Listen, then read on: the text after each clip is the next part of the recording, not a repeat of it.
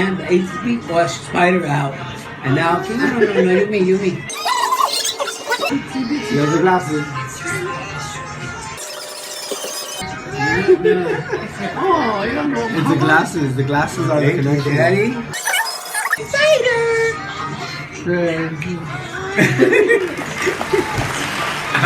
این هفته خبر تو خبر داره براتون از آغاز تحریم ها علیه نظام و جنگولک بازی های ممجواد ظریف برای سرخ نگه داشتن صورت خودش و شیخ حسن با این جور سیلیا. اما واقعیت این است که امروز آمریکا در دنیا منزوی است. صحبت کسی از انزوای ایران نمیکنه.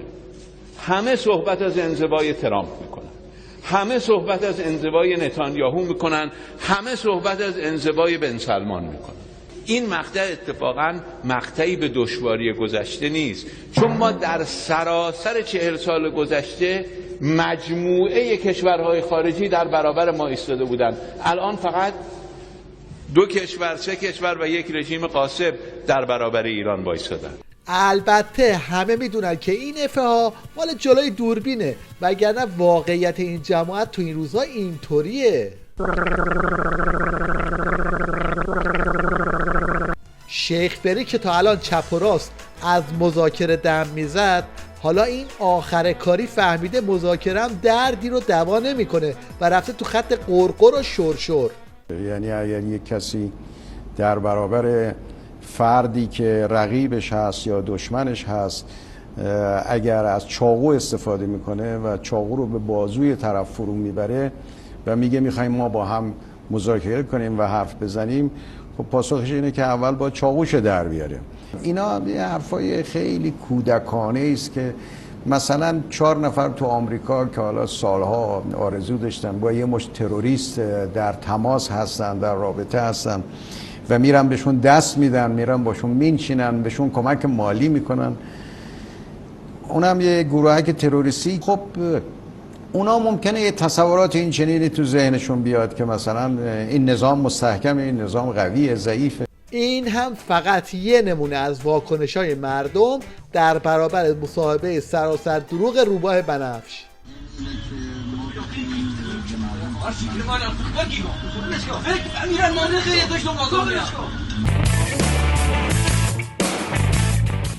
در ادامه ترانه بازی و ترانه خونی برای شیخ فری، این ترانه هم اومد بیرون که زبون حال حسن کلیدسازه. تکیه کردم بر وزیرانم، غلط کردم غلط، تکیه بر پیران داغانم، غلط کردم غلط، گازمان که مفرف توتال هم شد ضد حال، با وزیر کار بهمانم، غلط کردم غلط،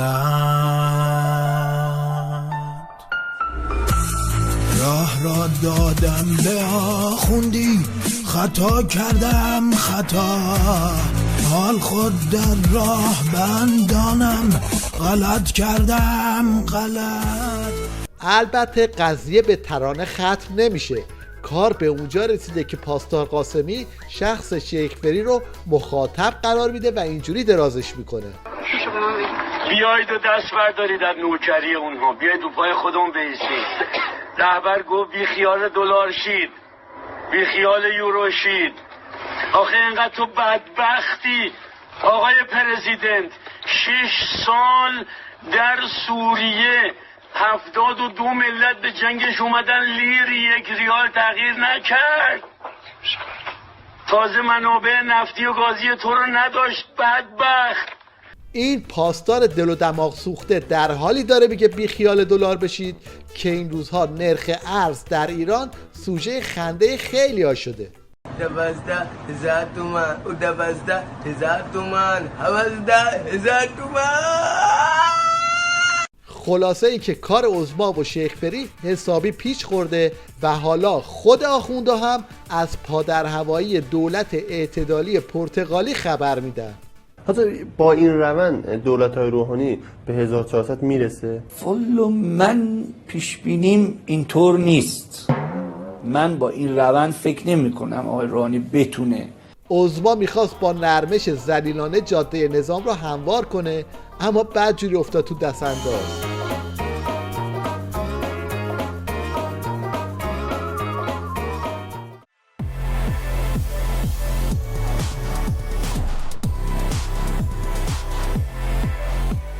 اندر احوالات قمر در عقرب نظام همین بس که یه عده میخوان بگن همه مشکلات به خاطر آمریکاست، اما یه عده از بین خودشون میان بند رو آب میدن و میگن نه بابا بدبختی از خودمونه. طرف بهداشتی رفته بخارشو وارد کرده، پرده میشونن اینا، مثلا پرده های بیمارستان باید تمیز باشه، بخارشو برای اون میگیره. ماشین وارد کرده به اسم یه ماشین دیگه، میره حجم موتوراشو نگاه میکنه، میبینی داداش با آمبولانس نمیخوره. اینا نتیجه چیه؟ نتیجه اینکه این میتونه ارزون تر بگیره. چرا این دیگه دست آمریکاست؟ نه خدا وکیل تصمیم دست آمریکاست؟ این تصمیم خودته. این جوجه طلبه رو هم فرستادن بالای منبر که عظما و شیخ فری رو در ببره. وقتی که میری توی مغازه، توی شهر راه میفتی توی مغازه، این مغازه گوجه میده کیلویی مثلا 2 تومن، اون بری میده 3 تومن، میری یه جا دیگه 500، میره یه جا دیگه 4 تومن. این تفسیر رئیس جمهور رهبر انقلاب قرآن پیغمبر تفسیر چیه؟ به هم دیگه رحم نمی کنیم. خدا میگه بزنیم گرونی رو بریزم تا بفهمید همه تو بچشید. برای اینکه سرعت بالا رفتن قیمت‌ها و نسبتش با کیفیت اجناس به روشنی دیده بشه، یکی از هموطنا یه نمونه ساده رو بررسی کرده که با هم می‌بینیم.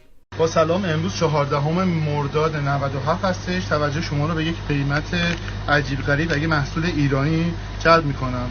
تخمه آفتابگردون سنجابک همونطور که مشاهده می‌کنید تاریخ 26/3/97 قیمت بوده 3000 تومان، تاریخ 29/4/97 بوده 3500 تومان، همچنین تاریخ 11/5/97 بوده 5000 تومان.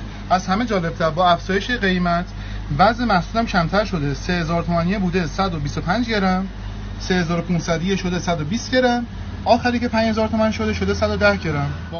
گر سر توی بازار زنی، بر قیمت ها چشم افکنی، با دست زنی بر فرق خود، موهای خود را میکنی، نظری به سوی کیف کن، یه ناله ضعیف کن، حقوق که هنوز ندادن، یارانه رو ردیف کن.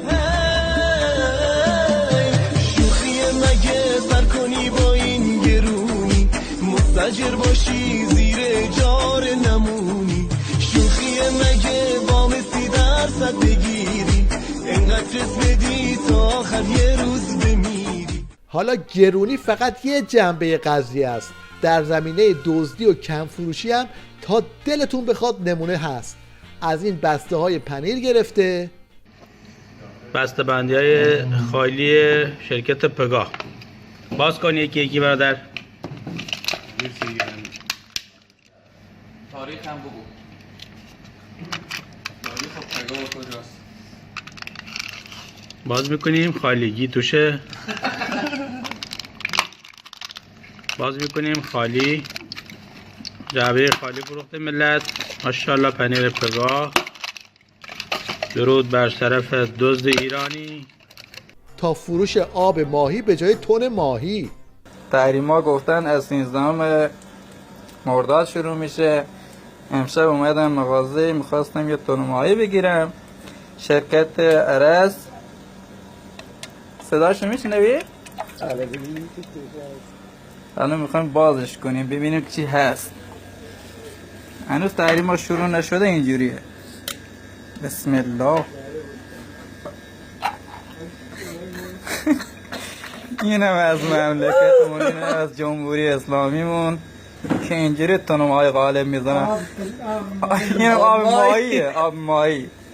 هموطنانمون تلاش میکنن تا به هر زبانی حرف دلشون رو بزنن و دردشون رو بیان کنن. ترانه و طنز یکی از همین زبان هاست که این دوست جنوبی ما هم به سراغ اون رفته. محمد نیستی که ببینی خرم شهر آب نداره باز هوا نداره آسبی ها رونق نداره آهوا بگیلا کون ایران ما محمد نیستی که ببینی ریال ارزشی نداره هیچ کس پولی نداره هارون آب نداره آهوا بگیلا کون ایران ما محمد.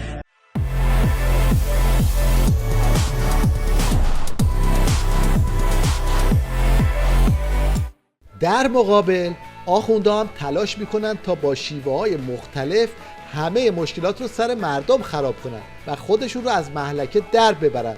حالا یه بار با روزه و منبر، یه بارم با درست کردن این کلیپ ها.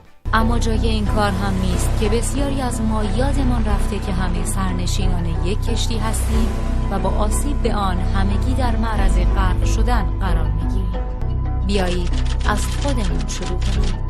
ایران مظلومانه از کردار ما به تنگ آمده است. البته مردم ایران جواب این اراجیف رو تو خیابون میدن.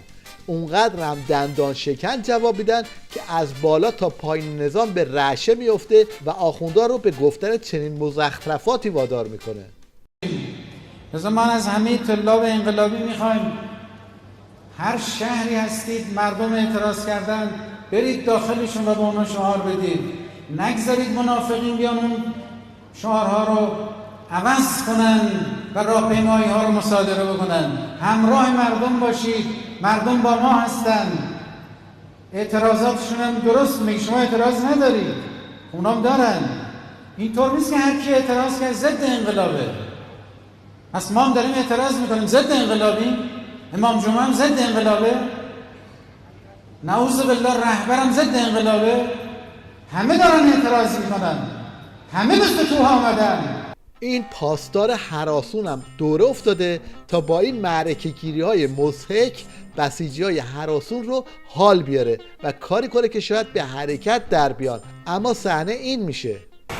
ما یه ذره میخوایم بیام کف میدون صحبت بکنیم. عزیزانی که بعد از این فرمایشات حاج حسین آقا متوجه شدن یه اتفاق کف میدانی فرض کنیم افتاد، اگر دوباره اعتراضات اقتصادی از این شدیدتر شد، مردم اومدن کف خیابون، کسایی که میدونن باید چی کار کنن دست بلند کنن. دست بلند کنن. دست بلند کنن. نه یه دقیقه صبر کن. این که آقا فرمود آتش به اختیار، آتش به اختیار و اونم کار تمیز، یعنی به اختیار بریم تو تنور آتیش.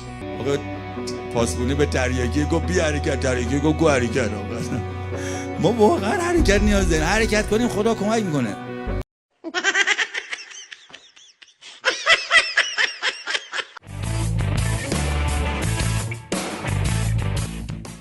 این رئیس جدید بانک مرکزی رو هم آوردن توی تیوی ریش، بعد به جایی که جواب مردم رو بده میگه آهنگ پخش کنید. آرزو خیلی مقتصدانه شما صحبت کردین. امشب ما برنامه‌ریزی کرده بودیم راستش تا مثلا حدودای 12 در خدمتتون باشیم. بالاخره قطع کنیم یه آهنگ چیزی پخش کنیم مردم صفا کنن، همش که من نباید حرف بزنم. سهم آخونده و آقازاده هاشون مهمونی‌های مجلل و رانت و اختلاسه. به مردم که میرسن میگن مرغ درشت نخرید. من خواهشم این هستش که مردم عزیز ما خیلی دنبال خرید مرغ خیلی درشت نباشن. این هم برای کشور زیان داره، هم واقعا کیفیت مرغ درشت باور بفرمایید که پایینتر از کیفیت مرغ متوسط هست. توجه فرمودین؟ مردم هم به دنبال دریافت مرغ متوسط باشن. خود این میتونه باعث بشه که قیمت تمام شده ما یه مقداری پایینتر بیاد. تیوی ریش هم یه مصاحبه از اعضای استبل وحوش پخش کرد که جلوی دوربین اینجوری درباره مردم حرف میزنن. قانون مشخصه، قانونگذار مشخصه، بعد این میگه ملت تشخیص میده. ملت چه حرفی؟ اگه ملت تشخیص میده که ملت میومد تو مجلس تصمیم میگرفت. البته خودشون هم میدونن که مردم به ریششون میخندن. این رو جلوی دوربین نمیگن، اما تو استبل ولایت و دعواهای بانجیشون اینطوری بیرون میزنه. جناب آقای لاریجانی که تریبون بنده رو قطع میکنی، میگی خارج موضوعه. اولا شما هر وقت دوست داری میذاری یه نفر خارج موضوع صحبت کنه چون خودت میخوای. هرچی هم به شما تذکر میدی فایده نداره. دو، خارج موضوع یعنی خارج مصالح نظام، یعنی خارج منافع مردم، یعنی خارج موضوعات اولویت دار کشور. شما از صبح تا ظهر همه مسائلت خارج از موضوعه. چشم مردم به مجلس به ریش ما میخندن با این مسائلی که در مجلس مطرح میکنید در این شرط حساس.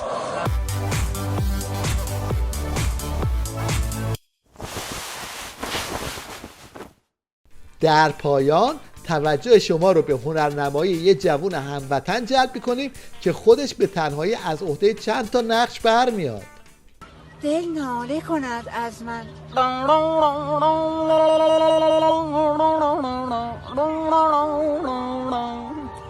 دل ناله کند از من، من ناله کنم از دل. یا رب قضاوت کن، دیوانه منم یا دل.